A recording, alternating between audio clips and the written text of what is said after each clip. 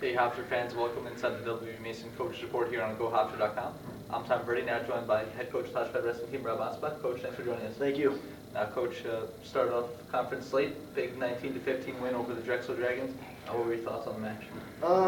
It was really, kind of a lot of mixed emotions. We had 5 guys that really performed very well, and we had 5 guys that didn't really live up to their potential. And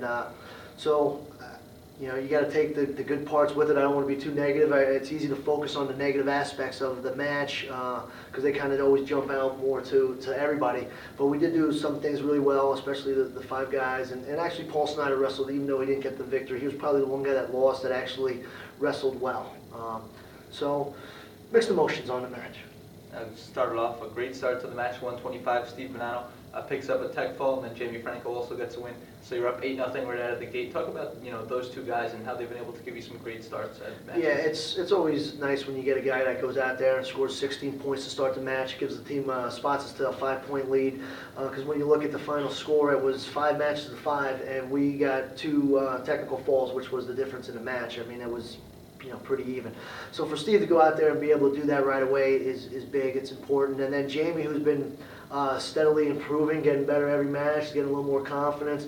Really, I like what he did, especially in the 3rd period where he started letting the guy up and scoring takedowns and started really looking to get that major decision and score some bonus points and really help the team out. So great way to start the match by those 2 guys. Luke Bike got limited to just 4 escapes and a 9-4 loss, but Justin Accarino comes back and gets a win. So what are you thinking? Your team's up 11-3. Are you pretty confident at that point?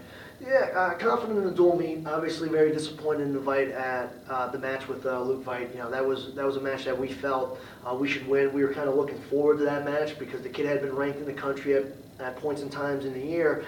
So as a staff, we were like, okay, this is an opportunity for us to really make a name for ourselves at 141 pounds, and we just completely let that opportunity go.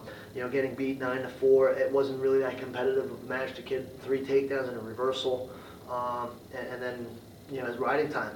So we need to do a lot of work there. I think we're a better wrestler than we showed on Sunday, but we definitely need to get some work done. Justin, then he did a great job. He had wrestled the kid earlier in Las Vegas, which was. The score was, I think, 5-0 out in Las Vegas, but it was a very close match, and this one just really wasn't close at all. He did a great job staying in his tie-ups, constantly moving forward, creating pressure, and really just taking it to him and dominating every single position of the match. And you go to a place in the match where sometimes it's where your team pulls away 157 and 165, and you end up coming away with a couple of maybe surprises there. Tyler Banks falls, and then PJ Gillespie, obviously a strong wrestler, and Joe Booth that he had to face a guy he's familiar with in the CAA, and winds up coming away with a 3-2 victory from the 3rd period. Yeah, those were 2 matches. He said the Booth match, we knew it was going to be a close match. He'd beaten us last year, but still, I went in there with the confidence that PJ was going to get the match. He was going to win the match. I just knew he was going to win that match, and obviously it didn't work out. The one thing I thought he did do a better job being more offensive than I had seen him down at the Southern Scuffle, which I was kind of a little bit worried the way he was wrestling down there. He wasn't wrestling as offensive as he had been. So even though we didn't get the win at that match, I saw some better things out of him and things that we need to work on. So we can correct that. Tyler Banks was a match that was really disappointing from a coaching standpoint because it was a match that you look at the score and you say, how can you think you're better than the kid? But when you see the match and you watch it, we were in on every single shot. We just got taken down off of our own attempts. The kid didn't touch our leg one time. We just got to become more solid on our finishes and have a little bit more intensity. We do a great job getting to the leg, but once we get to it, we got to finish it. You don't get any points for just grabbing the guy's leg at this sport level. You need to take him to the mat, and you got to have the same intensity taking him to the mat as he did getting in there. So that's where I was a little bit disappointed with Tyler's performance because I felt he got to the legs and then he stopped and allowed that kid to do what I consider really kind of junk wrestling, and you can't allow that stuff to happen to you. You can't do it. You bounce back though from a couple of tough losses. Jermaine John gets back on the winning track at 174, and then 184. Ben Clymer continues his strong run of form, gets a tech fall for you. What about those 2 guys? Yeah, we needed Jermaine to step up and get a win. The match, obviously, I think when he walked on the mat was 11-9 or something like that. It was a competitive, very very tight match, and it was really up in the air. So that match went out there. Jermaine, coming off the Southern Scuffle, was 0-2, did not wrestle well at all, and it was nice to see him go back to the things that made him successful in the beginning of the year, getting to the leg attacks and moving and doing some of the motion. We still need to keep working, and I talked to him after the match, and his mindset was like, oh, I didn't want to, I just wanted to make sure we won for the team and stuff, and I told him, as Jermaine, you got to make sure you're just winning for you. If you do what you need to do, the rest of the stuff falls into place. You can only worry about yourself. And going out there and doing what you need to do to get yourself ready and to get yourself better. So we need to continue working, but it was definitely a step in the right direction for Jermaine. And then Ben Clymer was huge. His match, I mean, not the fact that he won, he was handling the kid. We're up 12-3 with a couple seconds left. As a staff, we're saying let him up because we wanted the technical fall. And they go back to the middle, maybe 15 seconds left. There's not much time to do anything. But instead of just kind of saying, oh, I'm not going to get it, he went out there and found a way to throw the kid down to his back and get the technical fall, which ended up really being, helping us out a lot because we went into the last match up 7 with no way to lose it. And that just makes you feel pretty good. Yeah, so you mentioned the last 2 matches, they would have had to come up with some tech falls. Brandon Pollock, their 19th ranked wrestler in the nation at 197, he gets a win, as well as their top guy in the CAA at heavyweight, Kyle Frey, gets a win over Paul Snyder. But still, your team was able to, like you said, build up enough of a lead at that point where it kind of made those 2 matches very tough for them to get a win. Yeah, it was, 97 and heavyweight are probably, well, with Booth, those are their better guys. And we knew that going in there. We knew those were going to be tough matches. We still expected to win them. But, asking Tim to step up against the 19th ranked wrestler in the country was a difficult task for him. But he went out there and did a great job. First period, 0-0, and not stalling. He went out there and wrestled the kid, and that's what we want to see out of him. We don't, you can lose by a point, but if you don't do anything, it doesn't really help you. But he went out there and he wrestled, and he learned a couple things. He learned now that he has to get in a little bit better shape, because I think that's what actually cost him the match, because he got taken down, and he put his head on the mat because he got tired. And against good guys, he found out you can't do that because they're going to grab your leg and they're going to rip you over. And it's a position I'm hoping he doesn't want to get back to.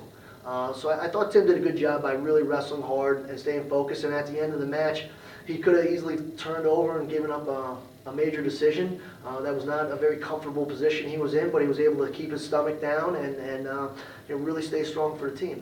And I thought Paul going out there, after the initial takedown, really controlled the match. We were in on a couple more attacks. He did a nice job hand fighting with the kid. We had the unfortunate part, wrestling is one of those sports where conditioning is a huge factor, and the kid's headgear broke in the match, and they, until they got it fixed and all that, that minute and a half is a lot of recovery time in a 7-minute match. So it was kind of unfortunate that happened, but it tells us that we just need to keep working at a harder pace and at a higher level if we want to beat that kid. We lost very close. We gave up the takedown right at the end of the match, which was, we kind of had to be going for a takedown. We gave it up off of a shot that we probably wouldn't have forced if we were winning, but since we were in the situation we had to go for it, and we got scored on. Other than that, it's a 3-2 match, and I feel confident that we can reverse that, but we definitely need to put some work in. It's not going to happen just because we won it. We actually got to do some work to change that score. Now, taking a look ahead, non-conference match coming up against Kutztown. What do you know about that D2 program? Well, they got a good program. The coaches, they're going to be coached very well. They got some talented guys on there, state champions, state place winners. So if we're not ready to wrestle, we could struggle with a couple of the weight classes. If we come ready to wrestle and look to push the pace and be the aggressors, I'm expecting us to win every single match, as I always do when we wrestle. But I expect them to go out there and wrestle hard and compete and be ready to wrestle. I don't think we were that ready to wrestle this weekend, and those guys suffered a loss because of it. So anything can happen on any given day. All of a sudden, you let a guy stay in a match, you get some confidence, now you're in danger of losing the match, and that's what we got to avoid doing right now. We got to make sure we're ready to go out there, start the match off, and let them know they have zero business being out there with us, and put the match away early. Also, your last home match before you go 3 straight on the road, so how important is it going to be to get that good one at home before you head out on the road? Anytime, wherever you're wrestling, it is what it is. It's nice to be at home and wrestle because you don't have to travel and stuff like that. You don't have to sit on a bus and do those things, but it's important from the fact that it's a match. And anytime we wrestle, we want to compete to the best of our ability. And we want to take care of Kutztown and then start looking forward to American, and then really getting ready for the CAA duels, where we're going to face 3 solid teams down there at the CAA duels that is going to help determine the seeding and conference placements. All right, Coach Rob Anspach, thanks for joining us inside this week's edition, W.B. Mason Coaches Report on GoHofstra.com. Thank you.